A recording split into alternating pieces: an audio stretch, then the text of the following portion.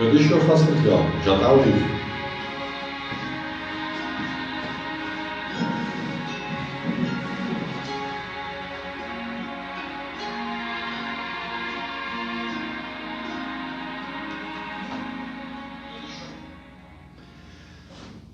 Boa noite a todos que estão nos acompanhando ao vivo. Estamos iniciando nesta sexta-feira mais uma edição do programa Dimensão Espírita. Deixa o Edson organizar para mim aqui, que eu nunca sei fazer isso. Nesta sexta-feira nós temos como convidado, vocês estão vendo aqui, o Raul Júnior. Boa noite, Raul. Boa noite. Tudo beleza? Tudo certinho. Então tá. Edson, tranquilo aí? Tudo tranquilo, boa noite a todos, obrigado pelo convite. Boa noite, Gilberto.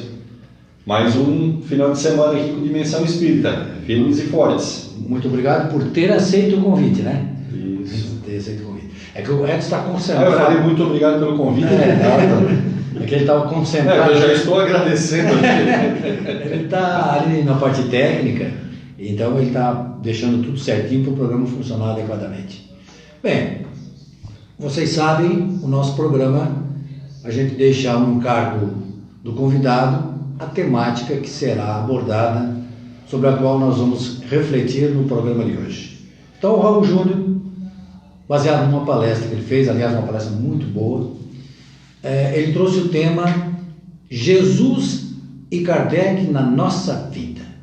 Então, vamos conversar com ele sobre esse tema, com certeza será de bom proveito para todos os nossos internautas que estão nos acompanhando, não só agora ao vivo, como também durante toda a semana.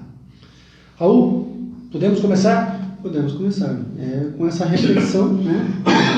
Jesus e Kardec na nossa vida, né? Uma reflexão da nossa vivência como espírita, do nosso trabalho no movimento espírita, o que conseguindo vivenciar isso, né? Eu sempre digo que se o Evangelho não servir para o nosso dia a dia, para que serve? Para que serve, exatamente. Se Kardec veio para relembrar todas as coisas através do Espiritismo, né?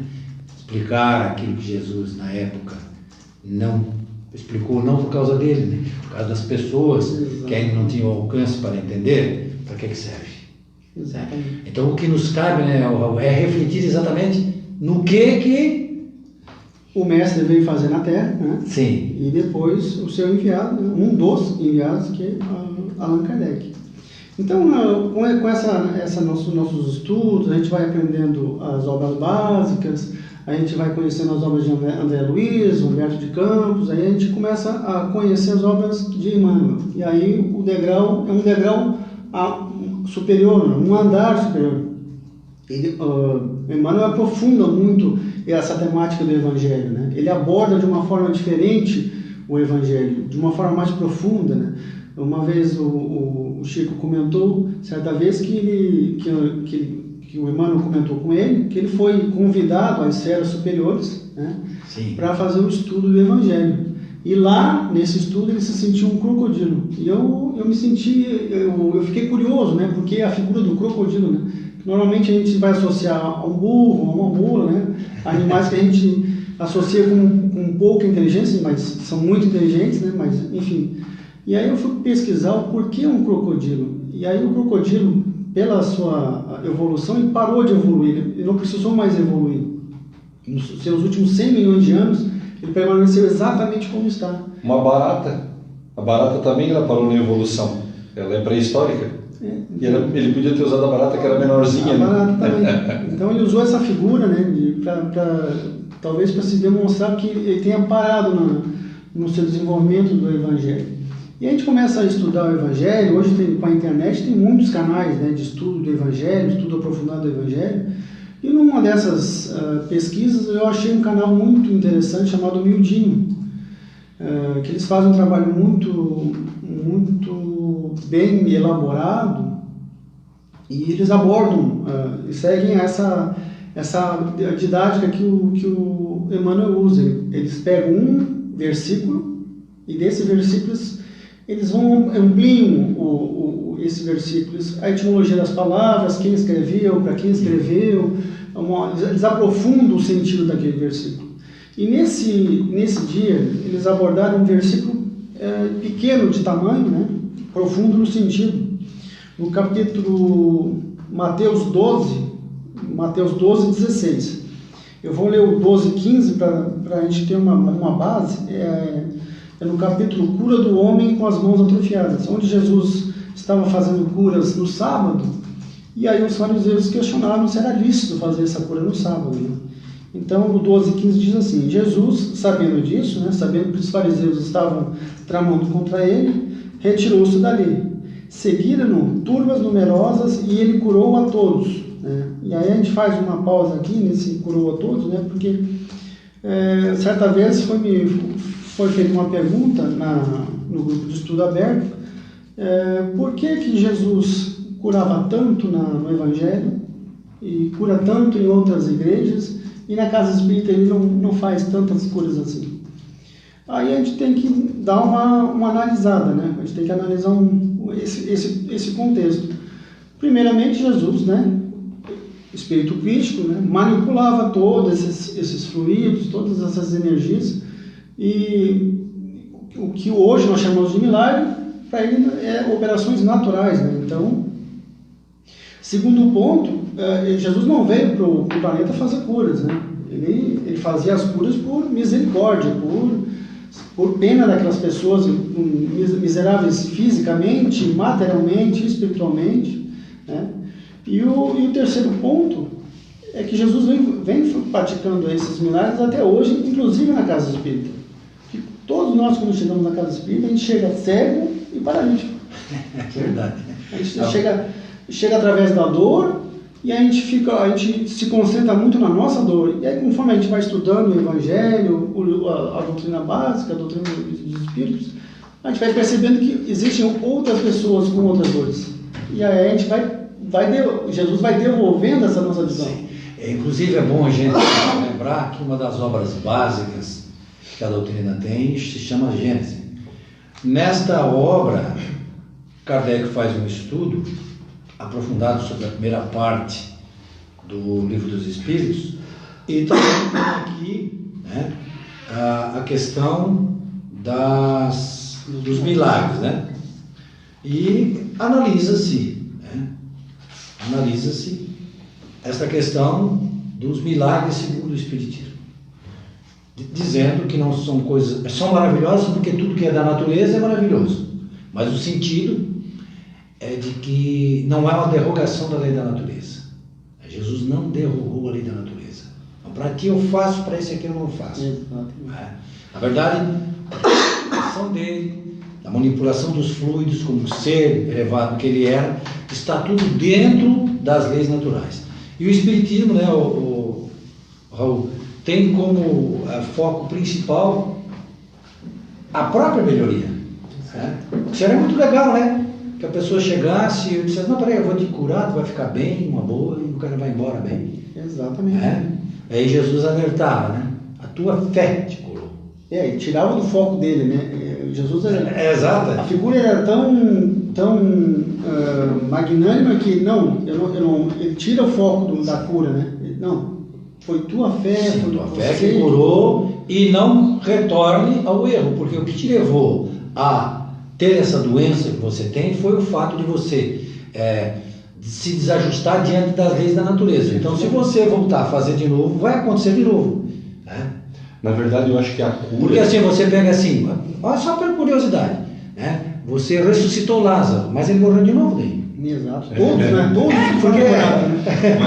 Mas são emblemáticos sempre os milagres, porque eles estão sempre relacionados a uma coisa que era forte para o povo. A cura era forte, quer dizer, o aleijado que continuava a andar, o morto que reviveu.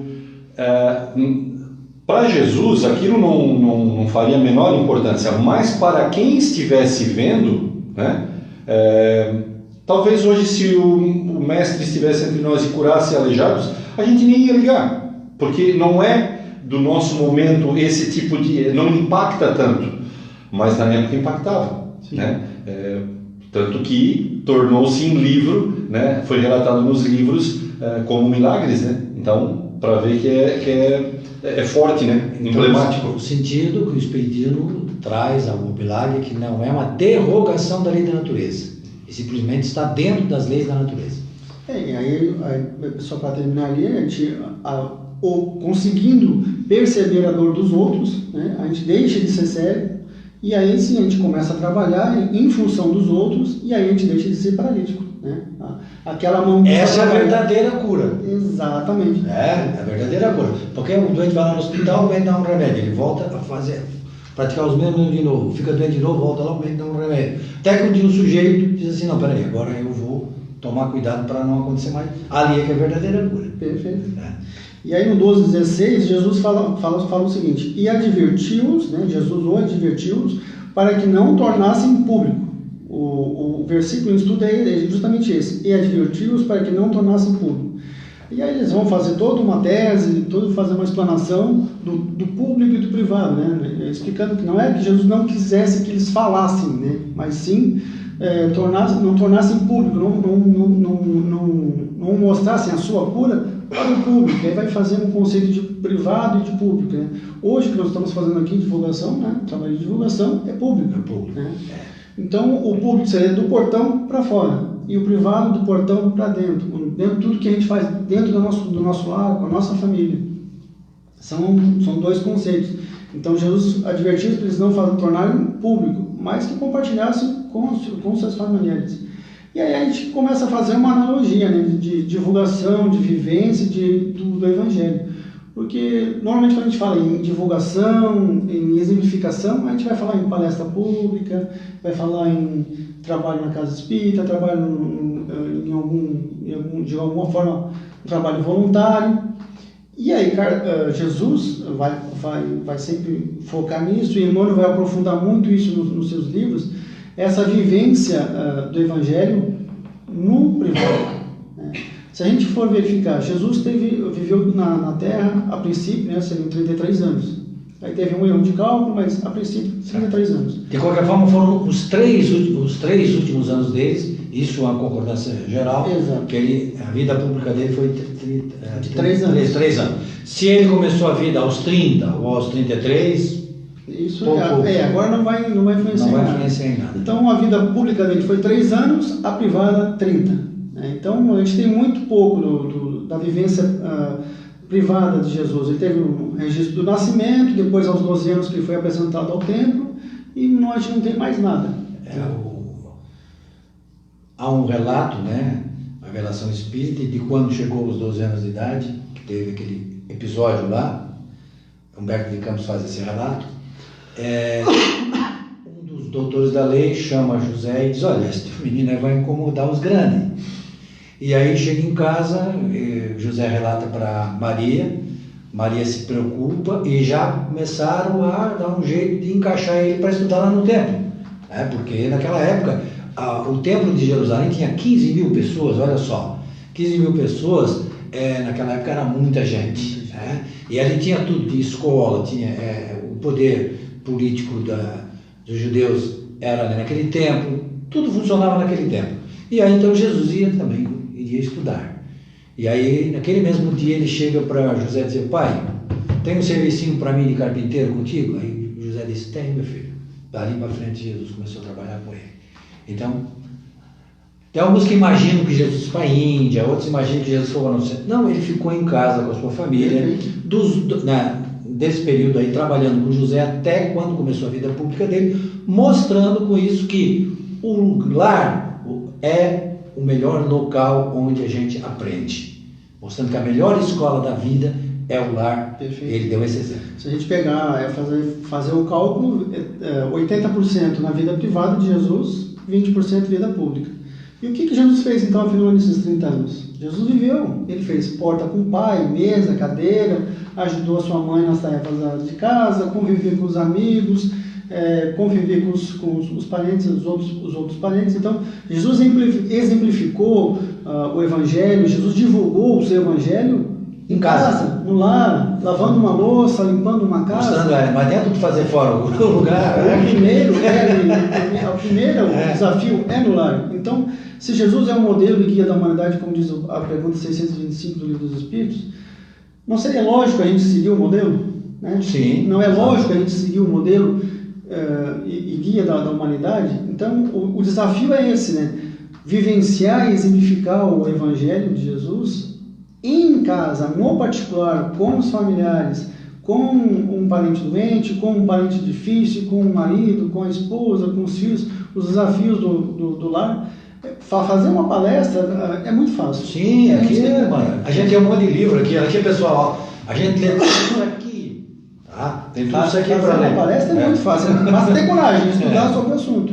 Agora, vivenciar o Evangelho no lar, nos desafios da família, esse é o verdadeiro desafio. E esse então é o primeiro ensinamento que tu traz, assim, primeira reflexão que tu traz em relação a Jesus na nossa vida. A primeira reflexão seria essa, né? Em casa que a gente realmente tem que... Exatamente, é um grande desafio, na verdade, né? Porque assim, se a gente verificar hoje na internet, a palavra de Jesus, o Evangelho, em religiões cristãs, nunca foi tão divulgada no mundo. Né? E não, no entanto, isso é ótimo. Não, é muito bom, mas no entanto a gente vê com o mundo como está. Materialista, tudo para agora. É porque a pessoa não entendeu a mensagem ainda, esse é o problema. Sinal que a vivência do Evangelho está sendo pública e não privada. Sim, entendi. Essa diferença, né, na verdade, que a gente tem que fazer do público e do privado. Porque divulgar o Evangelho para os outros é muito fácil. Mas como é difícil a gente falar de Jesus para a nossa família? Como é difícil a gente falar de Jesus para as pessoas que nos conhecem? Porque elas nos conhecem, elas sabem como a gente procede. Sim, vem para cá falar de Jesus e não pratica. Exatamente, falar de Jesus para os estranhos é muito fácil, né? Todo mundo compra a ideia. Agora, falar para quem realmente, como diz ali, para quem cheira o nosso chulé. Não é só falar, é vivenciar o ensinamento, esse é o problema, né? A gente mostrar a cura justamente para quem convive com a gente, para quem escuta o nosso ronco, para quem aguenta o nosso mau humor. É esse o desafio, né? Esse é o grande desafio. Mostrar a cura para os nossos. A minha esposa às vezes chega assim, diz, não é tu que chega lá no quadro, escreve assim, e dá explicação. Aí, quer dizer, a maneira de puxar a orelha, de entendi o recado. E essa nossa escolha, né, dos espíritas de viver a vida desperto, né, para as coisas reais da vida, tem um custo, né, justamente isso. Quando a gente erra, praticamente na mesma hora a gente verifica o erro. Isso é bom, porque... dói na consciência, machuca, mexe no nosso orgulho. Então isso aí é um outro desafio que todos os espíritas enfrentam no seu dia a dia. Eu estava falando com meu filho é engenheiro e ele trabalha na área de aeronáutica. Eu digo para ele assim, que o engenheiro faz o avião, né? Ele desenha o avião, ele calcula o avião, ele faz tudo, mas alguns engenheiros têm medo de voar. Então, a gente também dá palestra, mas de vez em quando a gente dá as nossas deslizadas, porque a gente é humano, sim, igual. Graças a Deus que os humanos que erram se aventuram a dar palestras, né?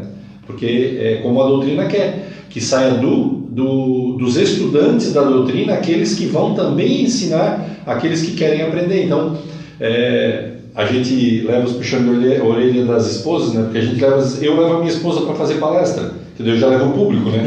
Para garantir o público. E aí na volta ela vem dizendo, igual a esposa dele. Vê se coloca o que tu tá falando aí em prática. Não, no trânsito eu passo trabalho justamente isso, porque tu também, Raul? Também, aí a pessoa vai lá e importa. Eu acho que o que a gente aceitou como esposa no mundo espiritual não foi fácil, foi uma bela escolha. Aí ela sempre lembra, olha a palestra do amor à prova. Não, e pior que ela dá o nome da palestra. Ela assistiu, ela sabe o que eu falei. Olha a palestra da caridade, e assim vai. Então, realmente é um desafio muito, muito grande essa vivência, essa escolha de viver desperto que a gente faz quando encontra e começa o estudo da doutrina espírita. Um segundo ponto, Giba, não sei se já pode abordar. Aqui tu fala a hora que tu quiser, quando tu quiser, aqui é livre. É sobre Kardec, né? Kardec... eu ia perguntar. Bom, essa parte de Jesus. E o que o Kardec acrescentou nesse processo? Então, o famoso item 4 do capítulo 6, se tu me permite. O Evangelho. Do Evangelho segundo o Espiritismo. Sim, o Giba é o mostrador de livro, ele faz esse aqui, ó. Ele coordena os trabalhos e mostra o livro. Espiritismo. Ele faz Evangelho segundo o Espiritismo. Eu tenho que mostrar assim para as pessoas. Perfeito. E aí onde vai dizer o seguinte: Jesus promete outro Consolador, o Espírito de verdade, que o mundo ainda não conhece, por não estar maduro para compreender. Consolador que o Pai enviará para ensinar todas as coisas e para relembrar o que Cristo ha dito. Se, portanto, o Espírito de verdade tinha de vir mais tarde ensinar todas as coisas, é que o Cristo não dissera tudo. A gente não tinha condições, naquela época nós não tínhamos Hoje condições. já é difícil, né? Hoje a gente já se bate todo para entender. Extrair uma mensagem mais profunda, e a gente vai atrás dos livros do Emmanuel para tentar decifrar, né, esse Evangelho de Jesus. Imagina naquela época. E que o Cristo não dissera tudo. E se vem relembrar o que o Cristo disse, é que o que esse disse foi esquecido ou mal compreendido. Jesus, como Espírito Cristo, né? O Kardec até pegou leve ali. Pegou. Mal compreendido. Não, foi deturpado. Ele não quis dizer assim, e o que ele disse foi deturpado. Jesus, como Espírito Crítico, ele já sabia assim, não, esse povinho aqui, esse meu povinho, vai esquecer tudo. E além de tudo, ainda vai misturar tudo. Ele vai deturpar e vai levar para o outro lado ainda. Ó, o negócio é o seguinte: botar uma cruz no peito e vamos lá atacar o outro lá que não acredita em Jesus. E aquele que não acreditar, nós vamos também, prender, etc. Então, uma das características do Espírito Crítico é isso, ver o futuro, né? Uma delas. Né? Então, ele já, vendo essa necessidade, já previu a necessidade de vir o Consolador. E aí Kardec entra, né? Kardec traz, através dos Espíritos, a doutrina espírita, ele faz a codificação, faz toda uma exemplificação ali, umas analogias de forma mais simples, né, para o entendimento, que era uma coisa muito nova, né? É preciso inventar palavras e expressões para explicar essa ciência nova. E aí, agora em abril, a gente fez as palestras sobre Kardec, né, a pedido da URI, e a gente conversando nos grupos, conversando nas casas espíritas, a gente percebe uma coisa que às vezes até chega a ser preocupante. Nós, espíritas, e nós, trabalhadores espíritas, não conhecemos Kardec e não conhecemos as suas obras.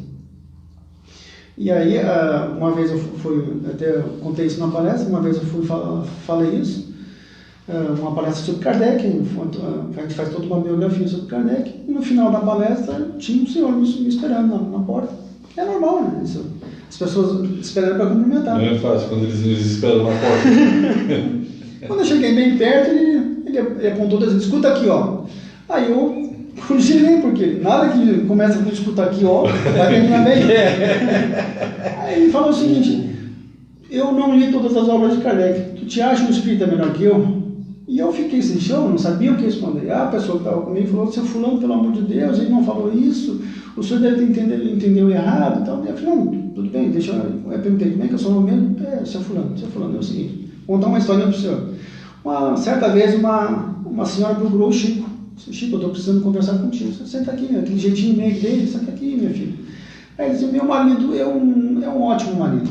Ele é trabalhador, ele cuida dos filhos, ele me ajuda com as tarefas de casa, ele é isso. E foi falando. E o Chico foi naquele sorrisinho de canto de boca. Aí chegou no final e disse assim: mas ele tem um grande defeito, Chico. Ele não é espírita. Aí o Chico deu uma baita, uma gargalhada e falou assim: minha irmã, se ele é tudo isso que tu está dizendo, ele não precisa do espiritismo. E aí eu falei assim: infelizmente, eu falei para o seu fulano, infelizmente eu preciso da doutrina, eu preciso de conteúdo, eu preciso do estudo, eu preciso aprender, ler, né? Infelizmente cada um sabe das suas necessidades, né?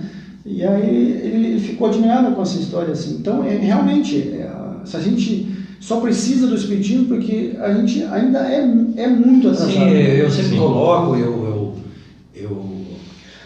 a citação do Marlon Reckdown, ele fala isso nas palestras, né? Que as pessoas às vezes estou no espiritismo por mérito. Não, a gente está no espiritismo por necessidade. É por necessidade, porque a gente questionou tanto que a gente ganhou uma religião que nos explica tudo. Então a gente não tem o que reclamar agora. Tá tudo não tem desculpa. Não tem desculpa agora. E com relação aos espíritas, os tipos de espíritas, Kardec no Livro dos Médiuns, onde é que está o Livro dos Médiuns? Está aqui. O Livro dos Médiuns foi o segundo livro que Kardec escreveu, o Livro dos Médiuns.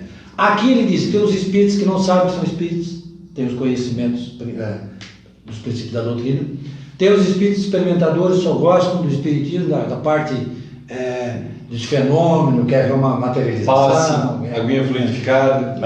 Tem os espíritas imperfeitos, aqueles que conhecem tudo do livro aqui. Né? Mas na prática. Mas na prática, né? Tem os 4 que são os exaltados. Também é um tipo de espírito que é complicado, porque acha que é o dono da verdade. Ele não está falando de espírito, está falando de espíritas. Espíritas. Muito bem. Espíritas, exaltados. E aí então temos aquilo que ele chama de espíritas cristãos. Então os espíritas cristãos, Kardec coloca, são aqueles que colocam em prática os postulados cristãos. Então ele não precisa necessariamente conhecer o espiritismo. Se ele coloca em prática os ensinamentos cristãos de Jesus, ele já está sendo espírita. Exato. Ele já está espiritualizado. O verdadeiro espírito é aquele que está se espiritualizando, que está espiritualizado. O Gilberto sempre conta uma historinha, ele faz uma analogia com relação às pessoas que precisam de leis para que vivam corretamente. Tu fala dos torcedores ingleses, né? Dos torcedores ingleses dos torcedores ingleses que quando eles vão para outro país, né? O Gilberto sabe como é que é? Conta para nós, Gilberto. Porque assim, eu sempre observo, se você pegar na Europa, o povo mais certinho em horário, em cumprimento de lei, mais religioso nesse ponto é o inglês, não é? Tudo certinho. Essa é a fama. Não, essa é a verdade. No país deles eles são tudo religioso. E o problema é que quando eles, às vezes, alguns jovens, não todos, né? Não vamos generalizar, os hooligans, por exemplo, né? Eles foram até abolidos, foram proibidos de ir para outros países, porque chegavam naqueles outros países, eles viravam baderneiro. Não é, na verdade, eles viravam, eles já eram, é que eles não tinham tido oportunidade de manifestar. Então, na verdade, aquele comportamento que eles tinham perante a sua sociedade era só externo. E, internamente, eles eram rebeldes. Em virtude das leis britânicas. Sim, porque então, assim, a analogia que eu quero fazer, Gilberto, é o seguinte, é que talvez nós, e aí nos coloco aqui, me permita nos colocar, para não colocar o pessoal que está lá nos assistindo, que nós somos os hooligans do espiritismo. Nós estamos presos para não fazer a baderna, estudando a doutrina. A doutrina nos prende, porque a gente olhando para a doutrina escrita, a lei, vamos dizer assim, me permita essa analogia, a gente fica, porque como tu disseste, em outras vidas a gente estava meio baderneiro. A gente está assim como que exteriormente cercado. Por que eu estou falando isso? Porque nós estamos falando do espiritismo na vida. Sim. Do espiritismo na vida. E aí eu fiz uma analogia numa outra conversa que a gente estava no outro dia, um colega nosso dizendo assim que muitas vezes a gente chega na casa espírita e se tu perguntar qual é o principal livro da doutrina espírita, a pessoa diz que é o Novo Testamento. Ele fez essa colocação. E como dizendo que alguns espíritas realmente, praticantes da doutrina espírita, trabalhadores de cada espírito, não conhecem o espiritismo. Não conhecem o espiritismo aqui, povo, no livro. Ok. E aí o que eu disse? Quando a gente forma uma casa, né? Quando a gente forma uma casa, e o espiritismo é uma casa, ela tem os pés direitos, né? Que são aquelas, ou as colunas, vamos chamar assim, que eu estou imaginando uma casa de madeira, os pés direitos, que formam toda a estrutura da casa. Porém, se ela só for formada de pés direitos, de pessoas que entendem realmente da doutrina espírita e sabem dizer versículo, frase por frase dos livros da codificação, a casa está estruturada, perfeito. Porém, quando o inverno vier, vai matar todo mundo de frio aqui dentro dessa casa. Então, o que acontece? Há aqueles que na casa da doutrina espírita são as tábuas, que vão fechar essa casa lateralmente, por as janelas e tal, são tábuas, são janelas que efetivamente não tem o espiritismo como lei, como estudo dentro deles. Tem a doutrina cristã dentro deles. Então, protege, junto com aqueles que formam a estrutura principal do espiritismo, o conjunto dos dois dá cuidado para aqueles que estão dentro, e obviamente somos todos nós que estamos lá dentro. Então, eu sempre vejo, mas ele não conhece, calma, as pessoas vão passar pelo espiritismo, nós estamos passando agora como estudiosos, eu digo que a gente é mais estudioso. E olha, aquele que conhece não pratica. Bom, aquele que pratica, nosso querido Sebastião Matos, nas palestras, ele sempre diz, né, que ele tem um amigo em Florianópolis que é muito mais espírita, ele é ateu, o cara, né? Sim. A pessoa. Mas ele é muito mais espírita porque faz muito mais caridade do que muito espírita que se diz espírita caridoso. Exato. Então, essa formação é assim, tu não pode exigir, nós não vamos exigir, mas há de que a gente acaba exigindo de que as pessoas saibam tudo. Não, o princípio mesmo é a vivência, né? Quem dera a gente pudesse pegar esses livros todos e transformá-los assim numa essência e ela pulasse para dentro dos nossos corações, de uma hora para outra. Não acontece assim, né? E sair, né? Então, colocar, eu tenho dentro de mim, então agora eu começo a praticar pela sapiência dos fatos, né? Então, não é bem assim, né? São processos, né? Exatamente. Está iniciando, né? Nessa vida, nessa existência, está iniciando um processo de renovação, né? Que a gente já está sendo convidado para esse processo de renovação há séculos, né? Então, hoje, nós estamos iniciando. A gente não sabe quando vai terminar. Daqui a milênios a gente vai terminar esse processo. Quem sabe nunca vamos terminar esse processo. Vai ser um processo contínuo de melhoramento. Eu acho que se é eternidade, há de que nós estudaremos, como diz a expressão do direito, ad eterno, né?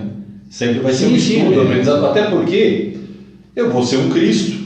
Vocês eu não sei quanto tempo vai demorar, mas eu vou ser um Cristo. E eu vou ser mandado aí para uma paragem superior. E lá eu vou ter relações com espíritos que também estão crescendo. Então é trabalho, é ensino, é o que o Cristo fez conosco, né? Ele chegou ao patamar da cristandade, mas ao mesmo tempo ele não virou só os olhos para Deus, ele virou os olhos para baixo, para nós todos, e se fez ensino através dele, né? Eu sou o caminho, a verdade e a vida. Ele se fez ensino para nos puxar, para nos erguer. Então todos nós vamos trabalhar.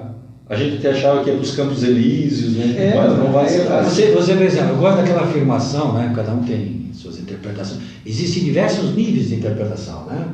O Emmanuel, é bom a gente sempre lembrar, aqueles que não estão acostumados com a doutrina, que Emmanuel é o mentor do Chico, né? Então o Chico tinha um mentor que é o Emmanuel. E Jesus dizia, sede perfeito como eu. Não, ele dizia, sede perfeito como o Pai. Então, claro que a gente nunca vai ser perfeito igual a Deus, mas ele quis dizer o seguinte, que a gente vai sempre se aperfeiçoar, o Espírito nunca para de evoluir, ele vai sempre se aperfeiçoar. Exatamente. O trabalho é uma necessidade dele. Jesus vai falar aqui, o Pai trabalha incessantemente, assim como eu. Se Deus, que é o Criador de todos nós, trabalha incessantemente, Jesus, que é o Cristo, trabalha também sem parar, imagina a gente quer descanso, a gente está cansado, a gente... interessante porque a gente às vezes vê umas lápides escritas assim, ele descansa em paz. Não descansa, a gente não, como espírito a gente não descansa, né? Como espírito a gente sabe, aliás, já de noite a gente faz isso quando está dormindo, o nosso espírito se liberta do corpo e vai trabalhar, ou vai fazer baderno, sei lá, cada um vai fazer o seu interesse. Na especialidade do RIP, né? Rest in peace. A questão é que a gente não fica dormindo. Dorme, o corpo dorme, vai descansar, ele precisa de descanso, mas o espírito não precisa de descanso. Então o espírito está sempre em atividade. Essa reflexão, é uma outra reflexão que a gente precisa fazer dessa necessidade do estudo, né? A gente pode perguntar, uma pergunta mental, uma resposta mental. Quem leu as 5 obras básicas de Kardec? Né? Quem leu o Livro dos Espíritos, o Livro dos Médiuns, o Evangelho segundo o Espiritismo, o Céu e o Inferno e a Gênesis? Então, a maioria não, mas uma grande parte dos espíritos e dos trabalhadores espíritos ainda não teve essa oportunidade. Mas se Kardec tivesse ficado só nessas 5 obras básicas, já seria um trabalho fenomenal, gigantesco. Mas ele foi além disso, né? A gente pode citar, entre outras obras, como Kardec, ele teve 32 publicações, sendo 23 livros. E desses 23 a gente pode falar da Revista Espírita, né, que foi publicada de 1858 a 1969, até 1869, né? De 1969 até a data do desencarne de Kardec, né, em 31 de março, onde ele aborda assuntos que não estão nas obras básicas. Tem assuntos que foram abordados, mas ali na Revista Espírita é muito mais explicada, ela é esmiuçada, né? Tem comunicações, tem correspondência. Olha só, a Revista Espírita, ela era editada mensalmente. Então, se você pegar a Revista Espírita de 1858, por exemplo, você vai ter a edição de janeiro, a edição de fevereiro, a edição de março e assim por diante. E cada revista dessa vinha, por exemplo, eu estou abrindo aqui a revista de janeiro de 1858. Um 1, 2, 3, 4, 5, 6, 7, 8, 9, 10, 11, 12 artigos. É um material gigantesco. Só num mês. Um material gigantesco.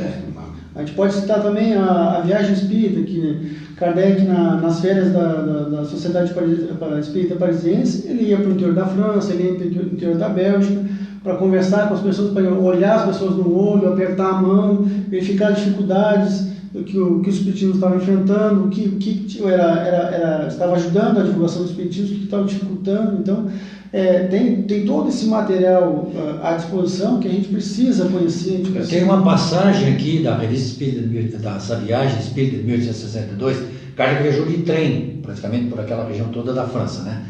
Tem uma passagem que eu acho fenomenal, né? Ele chega lá em determinado grupo, e aí, claro que isso, se a gente lê Paulo Estevão, a gente percebe que já naquele tempo os apóstolos havia discussões entre eles. Sim.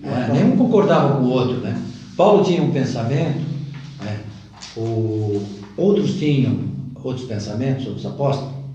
E aí, numa cidade dessa aí, eles perguntaram para o Kardec, numa discussão espírita, quem é que tem razão?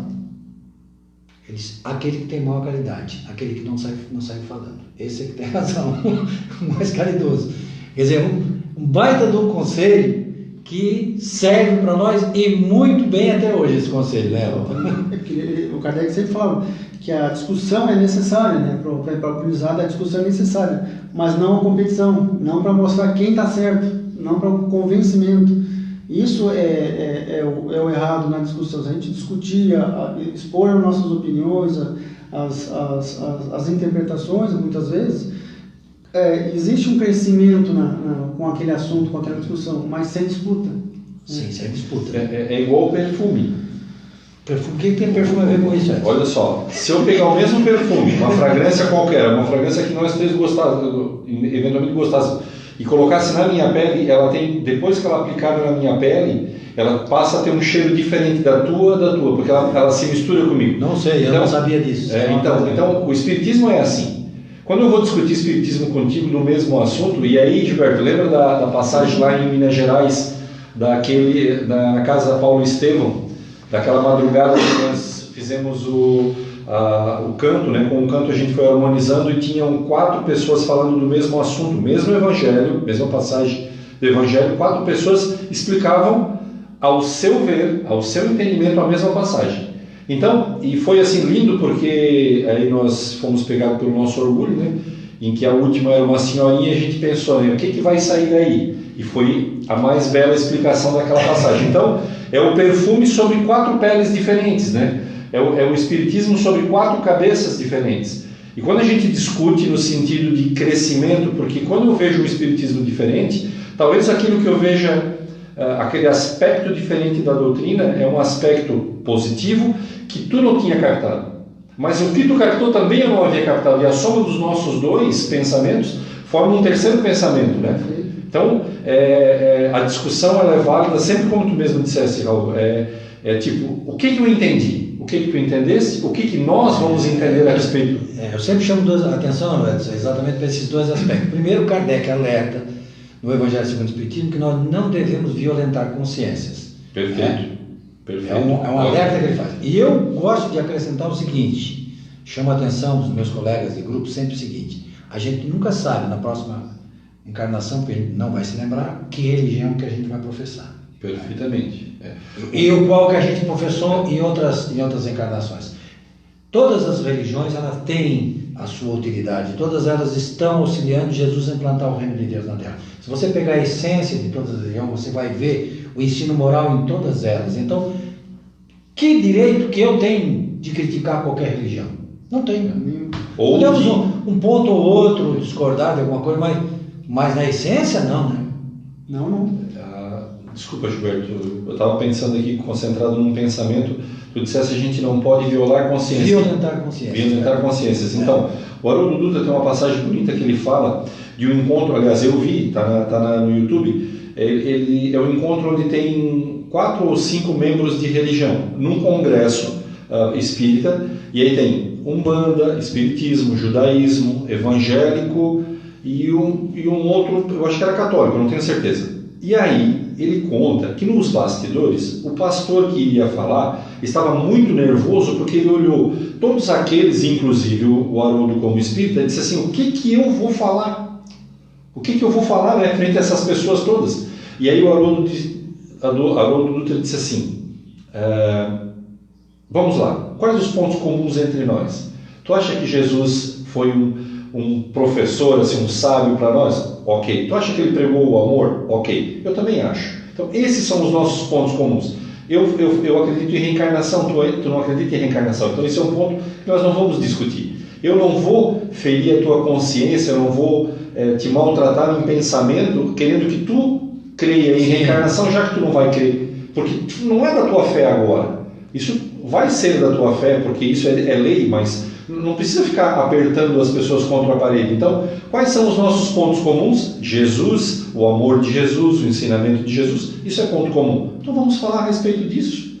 Vamos falar, e Kardec faz isso, ele evidencia o amor do Cristo. O Evangelho segundo o Espiritismo é isso, né? Na sua essência, é colocar assim a flor da água, o amor de Jesus. Aí, claro, sobre a visão dos Espíritos, né? Claro.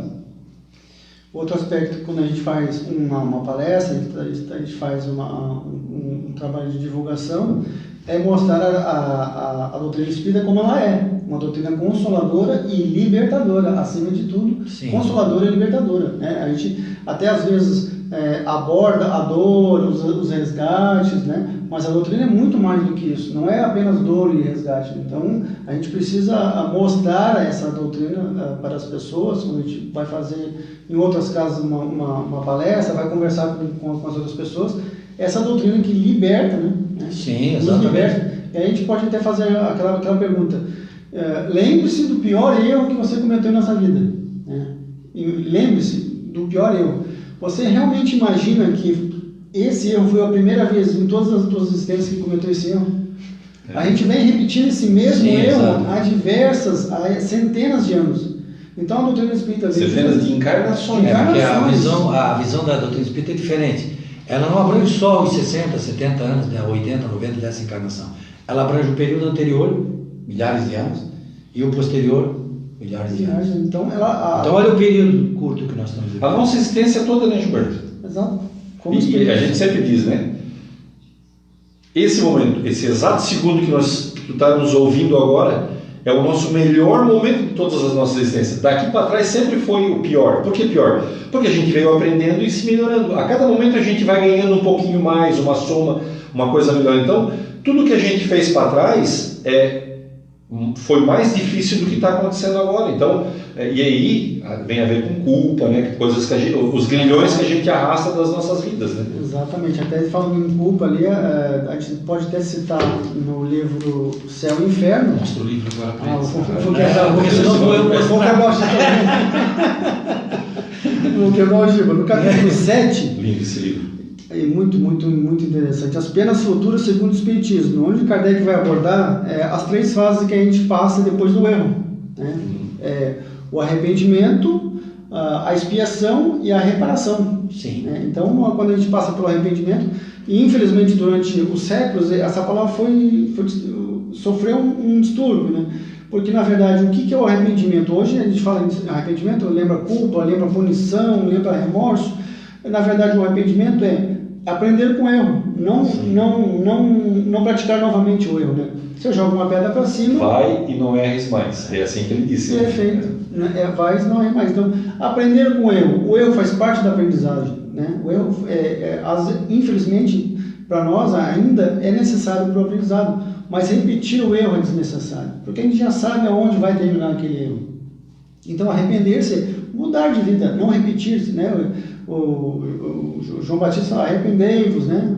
O reino dos céus está próximo. Justamente isso, mudem de vida, mudemos nossas vidas, mudemos nossas decisões, né? Aí vem a segunda fase, que é a expiação. A expiação nem sempre é necessariamente... Sim, ocorre, né? A expiação aqui é como o resultado, a consequência do ato. Apenas o resultado de um efeito. Então a gente pode falar que...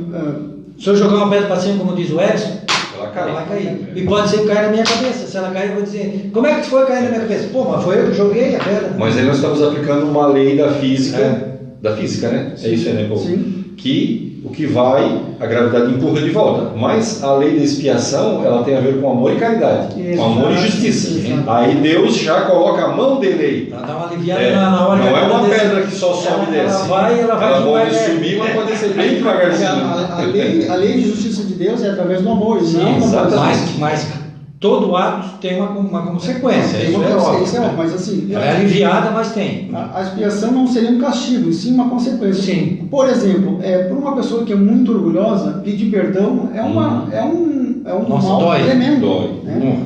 Uma pessoa que é muito orgulhosa pedir uma ajuda, porque a gente sempre fala em praticar a caridade, mas a gente já se viu pedindo ajuda, pedindo caridade. Eu gosto de dar esse exemplo que tu deu anterior de como é que é do pedir perdão. Imagina assim, lá em determinada região da terra que a gente conhece bem, né? Que um tem raiva do outro povo que está ali, diz para ele assim, tu vai agora lá pedir desculpa para ele e dizer que tu está errado. Não, faz o seguinte, pega uma bomba e vai lá e explode ele vai... É capaz de ele ir com a... Então, é porque... Não, e morre, né? e morre A gente com a sempre- bomba e não vai pedir perdão. Sempre imagina os outros pedindo É, perdão pra gente, mas a gente nunca imagina a nós pedindo perdão pelos nossos erros. Quando um guerreava com o outro, aquele que perdia a guerra, ficava traumatizado, mas nós perdemos, não sei se perder, né? Que coisa interessante este orgulho, né? Ai, nós perdemos. Arraigado E aí o outro aspecto que tu falou, o teu exemplo que tu deu ali também. da caridade, né? Uma pessoa que é muito orgulhosa, a gente sempre fala em fazer caridade, é nobre, enobrece a alma, mas a gente já se colocou no lugar de quem vai pedir uma cesta básica, quem vai pedir roupa, né? Pro orgulhoso, aquilo ali é uma dor tremenda, né? Eu tenho um exemplo de uma pessoa amiga minha, não sei quem é, mas ele trabalhou comigo em determinado clube de serviço e a gente começou a dar cesta básica. E aí um dia a gente conversando na viagem de volta, né, da entrega, ele disse, olha, quando eu vim para essa cidade, passei alguns meses e eu fui atendido pela comunidade com cestas básicas, eu não tinha nem isso para comer. Então às vezes a gente não tem ideia do que é uma pessoa que passa por esse tipo de privação, né? Exatamente. E um detalhe para nós espíritas, e aí vamos puxar a brasa para as nossas sardinhas, é assim, muitas vezes existem irmãos dentro da casa espírita, trabalhadores da casa espírita, que não falam porque tem vergonha, a princípio, passando necessidade, e a gente fornece cesta básica para quem tem necessidade. E irmãos nossos muitas vezes não falam, e claro, eu estou só colocando que como a gente também não se conhece, a gente não se conhece, como também tem espíritas que estão passando por dificuldades espirituais e não pedem atendimento fraterno, porque se acham que vão se expor de tal maneira, ou vão pedir atendimento fraterno numa outra casa. É muito engraçado isso, né? Já que nós somos todos irmãos, né? E supostamente a gente se conhece e sabe das nossas mazelas. Mas é assim, para ver como nós somos... O ser humano é complicado. É bem... E o espírito, eu sempre digo, o ser humano é complicado, o espírito mais ainda. E aí vem o terceiro aspecto, a terceira fase, que é a reparação. E aí entra a lei realmente de Deus, que é lei de amor e não de punição. Né? Porque quando a gente normalmente fala, eu fiz um mal. Por exemplo, eu pratiquei um homicídio.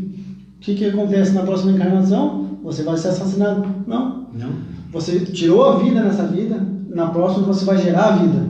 Você vai dar a sua vida para um filho, vai se sacrificar, Você vai ser atraído para situações e para pessoas que vão te levar a uma reflexão moral diante daquela situação. Isso. Você vai ser submetido a uma prova que vai dizer, aprendeste com isso, aprendi. Qual é o comportamento que tu deve ter diante disso? O Emmanuel tem o livro da Esperança, né? No capítulo Credores no Lar. Eu não vou ler todo, ele é uma passagem um pouquinho grande, mas diz o seguinte: muitas vezes choras e sofres tentando adivinhar os pensamentos para que te percebam os testemunhos de amor. Calas os próprios sonhos para que os sonhos deles se realizem. Apaga-te a pouco para que fujam em teu lugar. Quer dizer, são mães e pais que abrem mão dos seus sonhos, abrem mão da sua felicidade em função dos seus filhos, né? Então, ali está existindo o resgate de faltas anteriores. Imagina assim, a pessoa bastante orgulhosa, uma mulher, por exemplo, bastante orgulhosa. Rainha, será? Não, pode ser homem também. Pode ser homem também, mas vamos dar um exemplo. E aí ela vem como mulher, numa determinada encarnação, num estado de pobreza, e ela e seu filho estão ali para comer e só tem um prato. Qual é a tendência dessa mãe? É abrir mão. Tu vê, uma pessoa extremamente orgulhosa é levada a uma situação para aprender a deixar de ser orgulhoso. Isso é que a vida nos faz, nos ensina. Esta é a maneira que a gente resgata. Como é que é a palavra que tu usou ali? De reparação. Reparação. A gente repara dessa forma. E a justiça e o amor de Deus, ele é tão lindo que é sempre nessa posição de pai, mãe, filho, né? Pai, mãe, filho, esse trio maravilhoso que permite trazer vidas novas, trazer espíritos novos ao mundo, né? O pai e a mãe, e o filho é consequência disso. É nesse trio que esse amor, que essa experimentação de amor acontece com muito mais força, né? Porque inimigos mortais, assassinos entre si, muitas vezes vêm como filhos e pais, porque como filhos e pais, o amor paternal, o amor e mãe, né? E o amor maternal cobre essas dores, essas multidões de pecados, né? Essas dores, esses orgulhos, de tal forma que a mãe passa o prato para o filho, para ele comer, né? Dá o peito para ele mamar, enquanto ela não tem nada para comer, né? A gente tem até relatos de guerra em que mães morreram e o filho acabou vivendo, mas aí quando o soldado chega lá, percebeu que ele havia ficado vivo porque ela tinha dado de mamar, e ela acabou morrendo e continuou a vida do filho. Então, esse trio, né, essa formação que é a família, né, pai, mãe e filho, é a justiça divina, assim, na maior essência da possibilidade de tu reviver todos esses casos do passado de dor e agora é amor, né? E como a gente deu uma baita uma volta, saiu da necessidade de vivenciar o lar, e agora a gente volta para a necessidade de vivenciar a família, o lar. Porque lá é a escola, né? A escola da vida é ali. Porque no serviço, legal, né? Na tua associação, tudo bem, né? Na tua igreja, tudo bem, né? Até eu gosto de brincar nas minhas palestras que a Raquel diz assim: Gilberto, vamos morar no centro espírita? E eu pergunto: por que, Raquel? Porque lá tu é bonzinho. No centro espírita a gente é bonzinho, sim, né? A gente bonzinho, caridoso, trabalhador. Mas em casa a gente é o verdadeiro ser, né? Sim. Lá não tem máscara. Sim. E lá é difícil, em casa que é difícil. Então ali é porque ali que é o aprendizado. Porque se a gente aprender ali, o resto é fácil. Aí perguntaram para Sócrates, ele tinha uma esposa muito complicada, né? Aí ele disse isso, ele disse que se aprender com ela, o mundo fica fácil com ele. De vez em quando ela submetia ele a umas situações, né? Então ele dizia isso: se eu aprender com ela, né, a domar as minhas más inclinações diante das situações que ela me coloca, pronto, já aprendi para o mundo. Que aí, com o estudo, vai se tornando lógico, né? Porque se eu tenho que reparar com espíritos, com alguns espíritos, seria lógico que eu encontre eles os mais próximos possível, né? Como é que eu vou fazer uma reparação se eu vou nascer aqui no Brasil e ele vai reencarnar lá na China? Não vamos ter chance de se cruzar. Próximo, mais próximo? Exatamente. Então... E até mesmo quando a gente não tiver ainda a capacidade dessa reparação, a espiritualidade separa. Ela separa porque ela sabe que juntando vai dar mais faísca, né? Então, separa, deixa um pouco de tempo separado, uma outra reencarnação. Aí vem como amigos, vem com uma série de outras formas que as pessoas vão se aproximando ao invés de se distanciando, né? A necessidade de aprender a amar. Então, como aquele caso que o Divaldo conta, né? Que a esposa era casada com um senhor que bebia muito, batia nela, ela realmente tinha uma existência muito difícil, e ela aguentou até o fim, né? E ela falou: Senhor Divaldo, eu aguentei até o fim. E aí o espírito chega perto do Divaldo e fala assim: na próxima ela vai voltar para aprender a amar até o fim. Então esse é nosso destino, né? Aprender a amar uns aos outros, né? Então, interessante que essa aí de aprender foi lá mesmo em Uberaba que a gente viu um caso que eles disseram que foi feito, perguntaram para um cego se poderia conversar com o espírito dele. Aí o cego depois dormiu e eles, num grupo mediúnico, conversaram com o espírito do cego. O espírito se desdobrou e eles conversaram para saber por que ele era cego, o que tinha havido, né? Porque normalmente se imagina que é uma expiação, né?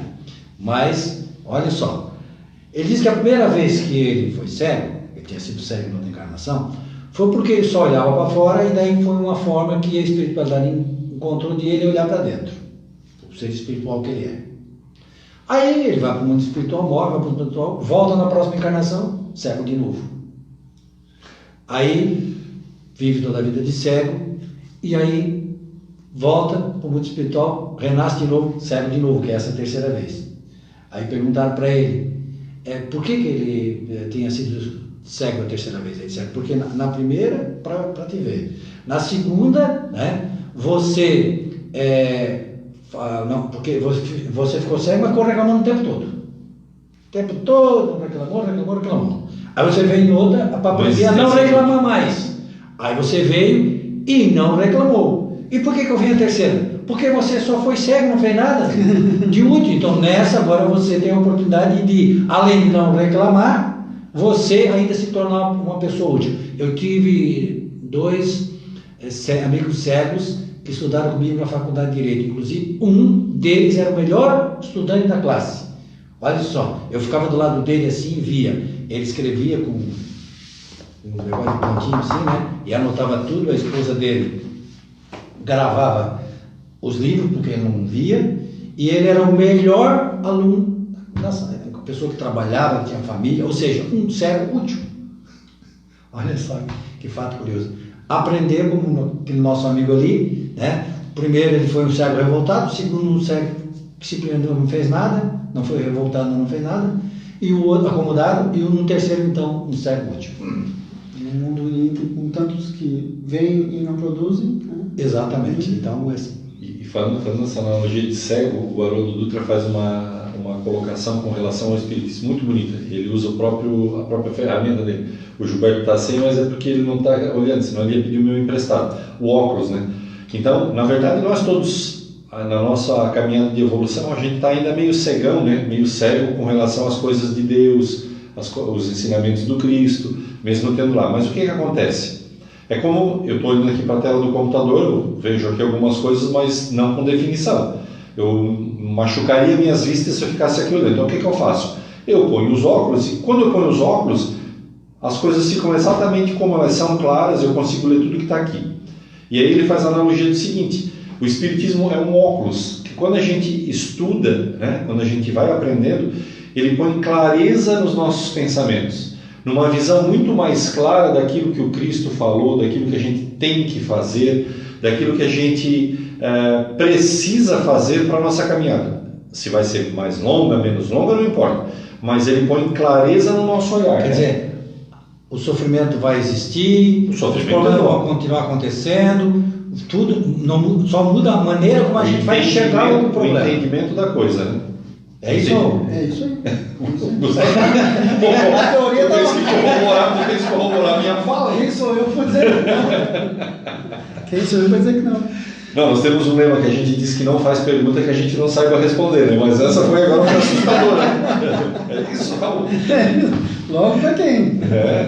Esses dias veio uma pessoa aqui, né? Aí ela meio assustada, a gente disse isso, a gente nunca vai fazer pergunta que a outra pessoa não saiba, porque senão a pessoa diz assim, eu não sei, e tu? Eu estou perguntando justamente porque eu não sei. Então, Raul, nós estamos, assim, está faltando uns 2, 3 minutos, né, para o tempo previsto para o programa. Se bem que a gente não tem tempo, a gente faz o tempo que a gente quiser. E a gente te dá a oportunidade de tu fazer, assim, as considerações finais. E primeiro já agradecendo pela temática, né? Não, eu agradeço a oportunidade, é sempre bom a gente ter essas oportunidades de conversar, de aprender, né, de dialogar. A gente sempre vê no noticiário que os investidores fazem investimento e nunca fazem investimento para perder, né? A gente não vai achar ninguém que faça investimento para perder. E a espiritualidade superior também está fazendo investimento na gente, né? Para a gente voltar aqui, eles sempre dizem que está tão difícil a gente voltar para o corpo, né? Alguém assinou lá embaixo dizendo, olha, o Raul, o Giba, o Edson estão prontos para voltar. Eu confio neles e assino embaixo. Assim, alguém assinou a promissória pela gente. Então, a espiritualidade está apostando na gente, estão fazendo um investimento que dessa vez a gente vai conseguir acordar, despertar para a vida verdadeira, para os valores reais da vida e iniciar um processo de evolução. Com certeza existem dezenas, centenas de pessoas no mundo espiritual esperando pela gente, torcendo pela gente, rezando pela gente, fazendo o possível e o impossível para nos ajudar nessa encarnação, para que a gente realmente acorde, desperte para esses valores, para a vida real, né? Em contraste com esse mundo que dorme o sono gostoso da carne, né? O sono da matéria, das sensações. Como se o mundo fosse umas férias, a gente tivesse de férias. Tem aquela frase, né, que é muito bonita, mas é muito mentirosa, curta a vida porque a vida é curta, né?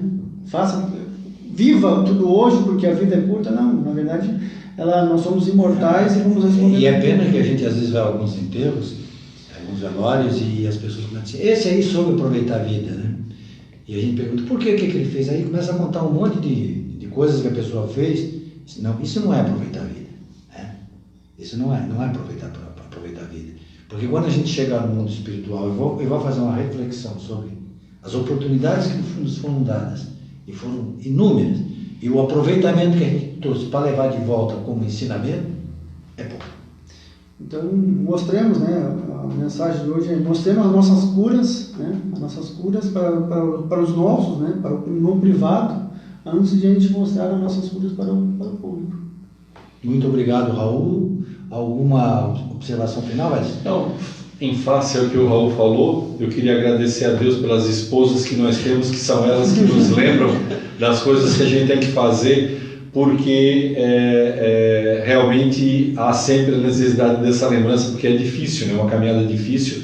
Por isso que a gente não tem que ficar se culpando. A gente mora, o que nos interessa, o que nos importa mesmo é o aprendizado e a intenção de sempre fazer uma caminhada melhor. Caso a gente tropece, a gente vai saber levantar, porque a doutrina espírita nos ensina a levantar, não fugir dos percalços. Então nós agradecemos aos internautas por estarem conosco, nos acompanhando, e aqueles que nos vão assistir durante a semana, e nós retornamos na próxima semana com o programa Dimensão Espírita.